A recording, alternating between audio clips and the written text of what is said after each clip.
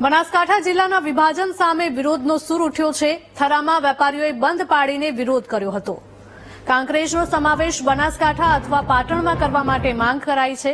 કાંકરેજનો સમાવેશ નવનિર્મિત થરાદ જિલ્લામાં થયો છે। કાંકરેજને બનાસકાંઠા અથવા પાટણમાં સમાવવા નેતાઓ પણ મેદાને છે। ધારાસભ્ય અમૃતજી ઠાકોરે કાંકરેજનો થરાદમાં સમાવેશ કરવા સામે વિરોધ કર્યો છે। અમૃતજી ઠાકોરે કહ્યું કે બનાસકાંઠા કે પાટણમાં કાંકરેજ તાલુકો હોય તો ઘણો ફાયદો થાય। સામખિયાળી પાલનપુર હાઈવેનો ઘણો ખરો ભાગ કાંકરેજમાં આવે છે।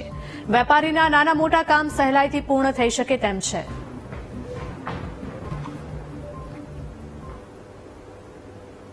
કાંકરેજ તાલુકાના કુલ 103 ગામો છે અને 103 ગામના સર્વે સમાજની માગણી છે કે કાંકરેજ તાલુકાને બનાસકાંઠા જિલ્લામાં યથાવત રાખવામાં આવે। બનાસકાંઠા જિલ્લામાં યથાવત રાખવામાં આવે એના ઘણા બધા કારણો છે। આપ જે રીતે સામખિયાળીથી પાલનપુર સુધીનો નેશનલ હાઈવે રોડ છે એ નેશનલ હાઈવેની અંદર સૌ પ્રથમ તો 40 કિલોમીટરનો હાઈવે અમારા કાંકરેજ તાલુકામાંથી પસાર થાય છે।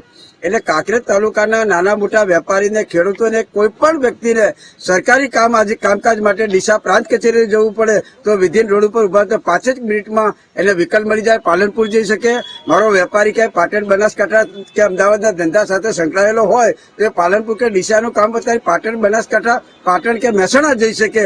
કાંકરેજ તાલુકાની અંદર આપ જોઈ રહ્યા છો કે ગઈકાલે શિવરીના તમામ વેપારીઓએ સ્વયંભૂ સજ્જડ બંધ રાખી વિરોધ વ્યક્ત કર્યો હતો।